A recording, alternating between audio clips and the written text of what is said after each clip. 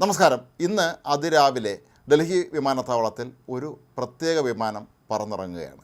വിമാനം ലാൻഡ് ചെയ്തതിന് തൊട്ട് പിന്നാലെ തന്നെ വലിയ സംഘം സുരക്ഷാഭടന്മാർ അവിടേക്കെത്തി ഈ വിമാനത്തിൽ നിന്ന് ഒരാളിനെ പിടികൂടി പോലീസ് വാഹനത്തിലേറ്റി കൊണ്ടുപോവുകയാണ്. ഇന്ത്യയിൽ ഗുരുതരമായ കുറ്റകൃത്യങ്ങൾ നടത്തി വിദേശ രാജ്യങ്ങളിലേക്ക് രക്ഷപ്പെട്ട അവിടെ സുരക്ഷിതരാണ് എന്ന് കരുതിയിരുന്ന ഒരു കൊടും ക്രിമിനലിനെ ഡൽഹിയിലെത്തിച്ച സംഭവമാണ് ഇവിടെ വിവരിച്ചത്.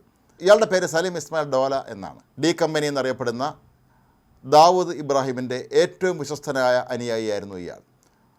വർഷം 5000 കോടി രൂപയുടെ മയക്കുമരുന്ന് ബിസിനസ് നടത്തുന്ന ശൃംഖലയുടെ ഏറ്റവും പ്രധാനപ്പെട്ട വ്യക്തിയായിരുന്നു ഈ ഡോല. ഇയാൾ നേരത്തെ ഒരിക്കൽ ഇന്ത്യയിൽ അറസ്റ്റ് ചെയ്യപ്പെട്ടിട്ടുള്ള വ്യക്തിയാണ്. ഏറെ നാൾ ജയിലിൽ കഴിഞ്ഞതിന് ശേഷം ഇയാൾ UAE രക്ഷപ്പെടുകയായിരുന്നു. അവിടെ നിന്നാണ് ഇയാൾ തുർക്കിയിലെത്തിയത്. ശരിക്കും തുർക്കിയിൽ നിന്നാണ് ഇയാളെ പിടികൂടി ഈ പ്രത്യേക വിമാനത്തിൽ ഇന്ത്യയിലേക്ക് കൊണ്ടുവന്നത്. ഇന്ത്യയും തുർക്കിയും തമ്മിൽ കുറ്റവാളികളെ കൈമാറാനുള്ള വ്യവസ്ഥ നിലവിൽ ഇല്ല.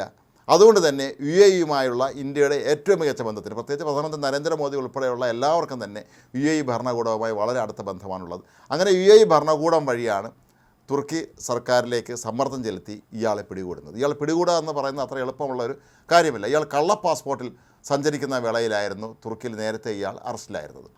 ഈ വിവരം ലഭിച്ച ഇന്ത്യൻ ഏജൻസികൾ വളരെ കൃത്യമായി തന്നെ തുർക്കിയുമായി നേരിട്ട് ബന്ധപ്പെട്ടിട്ട് വലിയ പ്രയോജനമില്ല എന്ന് കണ്ട് നേരെ UAE വഴി ഇയാളെ പിടികൂടാനും ഇന്ത്യയിലേക്ക് എത്തിച്ച് കൂടുതൽ ചോദ്യം ചെയ്യാനുമായി തീരുമാനിക്കുന്നത്. ഏതായാലും UAE അവരുടെ ദൗത്യം വളരെ കൃത്യമായി തന്നെ നിർവഹിച്ചു. ഇയാൾ ഇപ്പോൾ ഇന്ത്യയിലാണ്. ഇയാളെ മുംബൈയിലേക്ക് തന്നെ കൊണ്ടുപോയി അവിടെ വളരെ വിശദമായ തോതിലുള്ള ചോദ്യം ചെയ്യലിന് വിധേയനാക്കും എന്നാണ് പറയപ്പെടുന്നത്. നമ്മുടെ നാട്ടിലെ ഈ മയക്കുമരുന്ന് കച്ചവടത്തിൻ്റെ ഗതി തന്നെ മാറ്റിയ വ്യക്തിയിൽ ഒരാളായിരുന്നു ഈ ഡോല. രാജ്യത്ത് സിന്തറ്റിക് മയക്കുമരുന്നുകൾ വ്യാപകമായി നിർമ്മിച്ച് വിതരണം നടത്തിയതിന് പിന്നിൽ പ്രവർത്തിച്ചത് ഇയാൾ തന്നെയാണ് എന്നാണ് പറയപ്പെടുന്നത്. സിന്തറ്റിക് മയക്കുമരുന്നുകൾ ഇന്ന് വലിയൊരു തലമുറയെ തന്നെ നശിപ്പിച്ചുകൊണ്ടിരിക്കുന്ന ഒരു ഘട്ടത്തിലാണ് ഇത്തരത്തിലുള്ള ഒരാൾ പിടിയിലാകുന്നത്. നേരത്തെ മഹാരാഷ്ട്രയിൽ ഏതാണ്ട് 250 കോടിയോളം രൂപ വില വരുന്ന ഇത്തരത്തിലുള്ള മയക്കുമരുന്ന് പിടിച്ച സംഭവത്തിൽ ഇയാളാണ് ഇതിൻ്റെ പിന്നിൽ പ്രവർത്തിച്ചത് എന്ന കാര്യം വളരെ വ്യക്തമായിരുന്നു. പക്ഷേ ഡോലയെ സംബന്ധിച്ചിടത്തോളം അയാൾക്ക് എല്ലാ സഹായങ്ങളും സുരക്ഷയും എല്ലാം ഒരുക്കുന്നത് ദാവൂദ് ഇബ്രാഹിമിൻ്റെ സംഘത്തിൽപ്പെട്ടവർ തന്നെയാണ്. ദാവൂദ് ഇബ്രാഹിം മുംബൈയിലെ കലാപത്തിന് ശേഷം പിന്നെ ഇവിടെ നിന്ന് രക്ഷപ്പെട്ടു പോയി. അയാൾ പാകിസ്ഥാനിലെ കറാച്ചിയിൽ ഇപ്പോഴും ഒളിവിൽ കഴിയുന്നു എന്നാണ് പറയപ്പെടുന്നത്. ഇയാൾ ആരോഗ്യസ്ഥിതിയെക്കുറിച്ചൊക്കെ വ്യത്യസ്തമായ റിപ്പോർട്ടുകൾ ഇപ്പോഴും പ്രചരിക്കുന്നുണ്ട്. പക്ഷേ ആഗോള തലത്തിൽ തീവ്രവാദത്തിനായുള്ള സഹായം ഒരു വശത്ത്, മറുഭാഗത്ത് മയക്കുമരുന്ന് ബിസിനസ്സും ഈ മയക്കുമരുന്ന് ബിസിനസ്സിൽ കിട്ടുന്ന പണമെല്ലാം എടുത്ത് അധോലോക പ്രവർത്തനങ്ങളും അതുപോലെ തീവ്രവാദത്തിനുമൊക്കെ തന്നെ പണം നൽകുന്നത് ഇവരുടെ സ്ഥിരം രീതിയാണ്.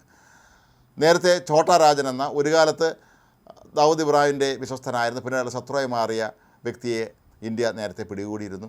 ഇങ്ങനെ ഘട്ടം ഘട്ടമായി കഴിഞ്ഞ 10 വർഷത്തോളമായി, അതായത് നരേന്ദ്രമോദി സർക്കാർ കേന്ദ്രത്തിൽ ഭരണത്തിലെത്തിയതിന് ശേഷം അജിത് ഡോവൽ പ്രധാനമന്ത്രി സുരക്ഷാ ഉപദേഷ്ടാവായി മാറിയതിന് ശേഷം ഇത്തരത്തിൽ പണമുണ്ടാക്കി വിദേശ രാജ്യങ്ങളിൽ സുരക്ഷിതമായി ഇരുന്നു കൊണ്ട് ഇന്ത്യയിൽ മയക്കുമരുന്ന് കച്ചവടവും തീവ്രവാദ പ്രോത്സാഹനമൊക്കെ നടത്തി കഴിയുന്ന എത്രയോ പേരെയാണ് ഈ സർക്കാർ പിടികൂടി ഇന്ത്യയിലേക്ക് കൊണ്ടുവന്ന് നിയമത്തിന് മുന്നിൽ ഇപ്പോൾ ഹാജരാക്കിയിരിക്കുന്നത്.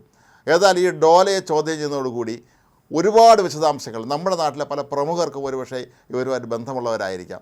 അത്തരത്തിലുള്ള കാര്യങ്ങളെല്ലാം തന്നെ മനസ്സിലാക്കാൻ ഇയാളെ ചോദ്യം ചെയ്തതിലൂടെ സാധിക്കും എന്നാണ് പൊതുവെ കരുതപ്പെടുന്നത്. നമ്മളുടെ മനസ്സിലാക്കേണ്ടുന്ന കാര്യം 5000 കോടി രൂപയുടെ ബിസിനസ്സാണ് ഇവർ ഇന്ത്യയിൽ നടത്തിക്കൊണ്ടിരുന്നത്. ഇതിൻ്റെ ചുക്കാൻ പിടിച്ചിരുന്നതും ഈ ഡോല തന്നെയാണ്. ഈ ഡോലയുടെ മകനെ കുറേ നാൾ മുമ്പ് ഇന്ത്യയിൽ അയാൾ അറസ്റ്റ് ചെയ്യപ്പെട്ടിരുന്നു. ഈ മകനിൽ നിന്ന് ലഭിച്ച വിവരങ്ങളനുസരിച്ചാണ് ഈ ഡോലയുടെ സഞ്ചാരപഥങ്ങളും ഇയാളുടെ രഹസ്യ കേന്ദ്രങ്ങളും ഇയാളിപ്പോൾ എവിടെയാണുള്ളതെന്നുള്ള കാര്യങ്ങളൊക്കെ തന്നെ മനസ്സിലാക്കാനും അങ്ങനെ ഇയാളെ കൃത്യമായി പിടികൂടി ഇന്ത്യയിലേക്ക് എത്തിക്കാനും കഴിഞ്ഞത്. ഇത് കേന്ദ്ര സർക്കാരിൻ്റെയും പ്രധാനമന്ത്രിയുടെയും നമ്മുടെ ദേശീയ സുരക്ഷാ ഉപദേഷ്ടാവ് അജിത് ഡോവലിൻ്റെയൊക്കെ തന്നെ വലിയൊരു വിജയമായിട്ട് തന്നെ വേണം കണക്കാക്കാൻ. കാരണം ഇപ്പോൾ പിടിയിലായ ഇയാൾ ചെറിയ മീനല്ല, ഇയാളൊരു വമ്പൻ തന്നെയാണ്. ഇത്തരത്തിലുള്ള ഒരാളിനെ പിടികൂടി ചങ്ങലക്കിട്ട് ഇന്ത്യയിലേക്ക് എത്തിക്കുക എന്ന് പറയുന്നത് ഇന്ത്യയെ സംബന്ധിച്ചിടത്തോളം നമ്മൾ തീവ്രവാദത്തിനെതിരെയും മയക്കുമരുന്നിനെതിരെയും ഒക്കെ നടത്തുന്ന അതിശക്തമായ കേന്ദ്ര സർക്കാരിൻ്റെ പോരാട്ടത്തിൻ്റെ ഏറ്റവും മികച്ച ഒരു തെളിവായി അല്ലെങ്കിൽ ഉദാഹരണമായി മാറുകയാണ് ഈ സംഭവം. ഇന്ത്യക്ക് പുറമെ പല പാശ്ചാത്യ രാജ്യങ്ങൾ, തെക്ക് കിഴക്കൻ രാജ്യങ്ങൾ എന്നിവയെല്ലാം തന്നെ ഇയാൾക്ക് ഈ മയക്കുമരുന്ന് വ്യാപാരവുമായി നേരിട്ട് ബന്ധമുണ്ടായിരുന്നു എന്നാണ് പറയപ്പെടുന്നത്. ദാവൂദ് ഇബ്രാഹിം അയാളുടെ മയക്കുമരുന്ന് ശൃംഖലയുടെ മുഖ്യ ആസൂത്രകനായി അല്ലെങ്കിൽ അതിൻ്റെ ഒരു സൈന്യാധിപനായി നിയോഗിച്ചിരുന്നത് ഇയാൾ തന്നെ ആയിരുന്നു എന്നാണ് പറയപ്പെടുന്നത്. 2014 മുതൽ കേന്ദ്ര സർക്കാർ കൃത്യമായ രേഖകൾ സഹിതമാണ് വിദേശ രാജ്യങ്ങളെ ബന്ധപ്പെട്ട് ഇത്തരത്തിലുള്ള കൊടും കുറ്റവാളികൾ താമസിക്കുന്ന രാജ്യങ്ങളുമായി ബന്ധപ്പെട്ട് ഇവരെയൊക്കെ വിട്ടുതരണം എന്ന് നിരന്തരമായി ആവശ്യപ്പെട്ടുകൊണ്ടിരുന്നത്. കഴിഞ്ഞ വർഷമാണ് നേപ്പാളിൽ ഇത്തരത്തിൽ ഒളിച്ച് കഴിഞ്ഞിരുന്ന ചില കൊടും കുറ്റവാളികളെ ഇന്ത്യ അവിടെ നിന്ന് പിടികൂടി ഇന്ത്യയിലേക്ക് കൊണ്ടുവന്നത്. ഏതായാലും ഈ സലിം ഡോലയുടെ അറസ്റ്റ് എന്ന് പറയുന്നത് ഈ കണ്ണികളിലെ ഈ ഇന്ത്യയിലെ സിന്തറ്റിക് മയക്കുമരുന്ന് വ്യാപാരത്തിൻ്റെ ഏറ്റവും പ്രധാനപ്പെട്ട ഒരു കണ്ണിയെ തന്നെയാണ് പിടികൂടിയിരിക്കുന്നത്. അതായത് ദാവൂദ് ഇബ്രാഹിമിനെ സംബന്ധിച്ചിടത്തോളം കനത്ത അടി തന്നെയാണ് അയാൾക്ക് ഇപ്പോൾ ഏറ്റിരിക്കുന്നത്. കാരണം അയാൾ ഏറ്റവും വലിയ വിശ്വസ്തനാണ് ഇപ്പോൾ കൈവിട്ട് പോയിരിക്കുന്നത്. ഇയാളെ ചോദ്യം ചെയ്യേണ്ട രീതിയിൽ ചോദ്യം ചെയ്താൽ എല്ലാ കാര്യങ്ങളും കൃത്യമായി അയാൾ തത്ത പറയുന്നത് പോലെ പറയും എന്നുള്ള കാര്യവും ദാവൂദ് ഇബ്രാഹിമിന് നന്നായിട്ടറിയാം.